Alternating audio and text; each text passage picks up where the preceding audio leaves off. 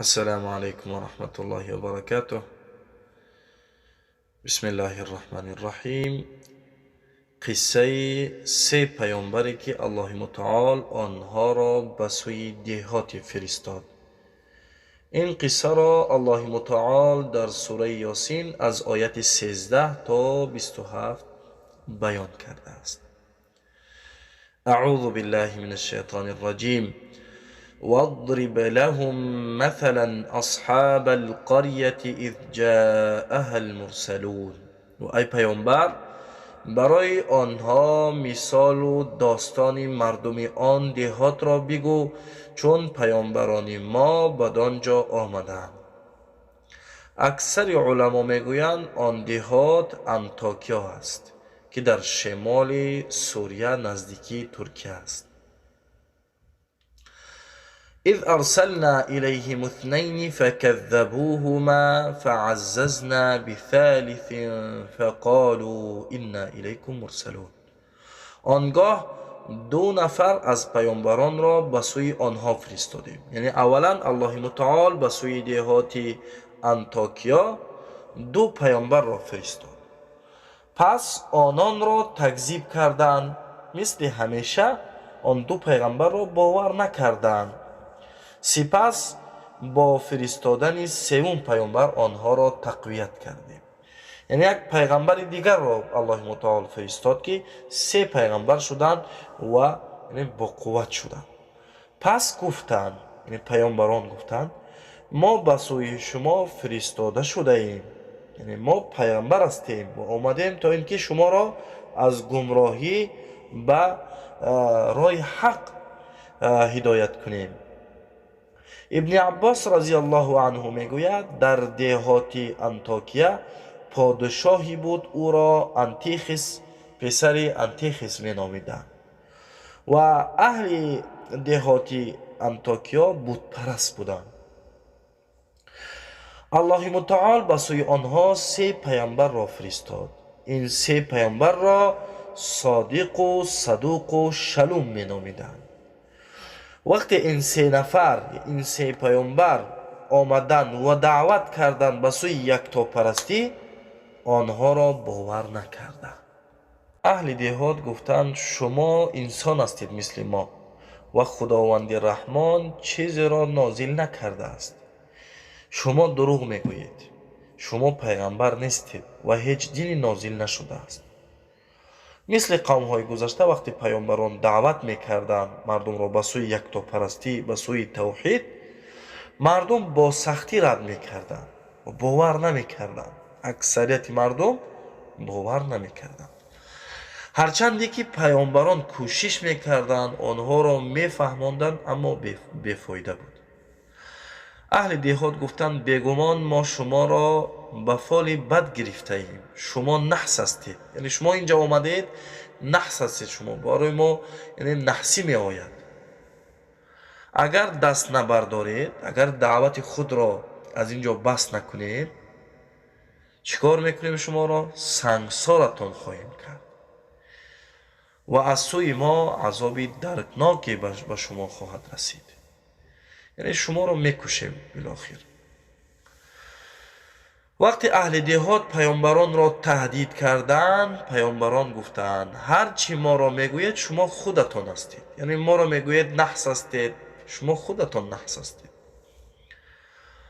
شما را نصیحت کردیم و شما با جای نصیحت به ما چنین سخنها را میگویید. شما قوم اسرافکاری هستید.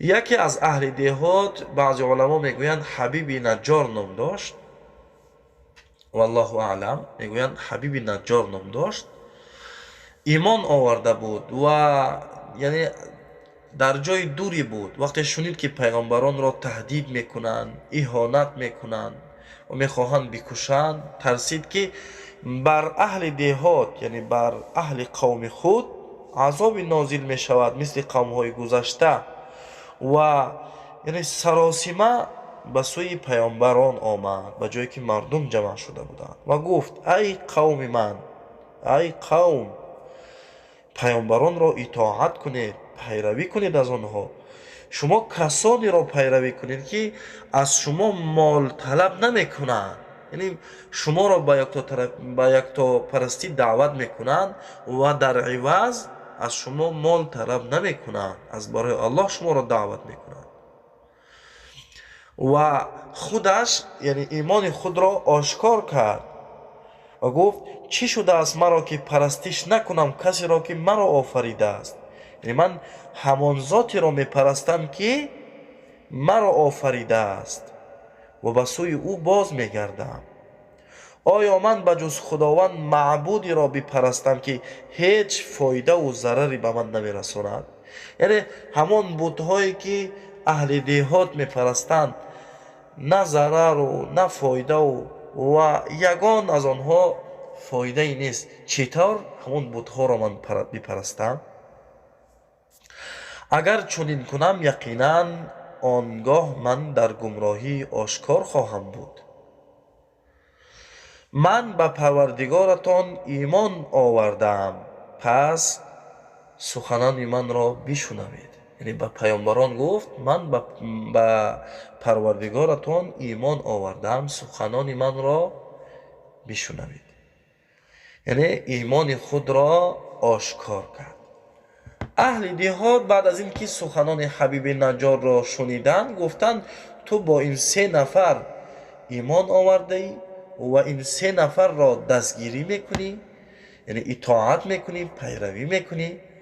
او را همه جمع شدن و لط و کوب کردن، زیر پای کردن تا وقتی که او را کشتند.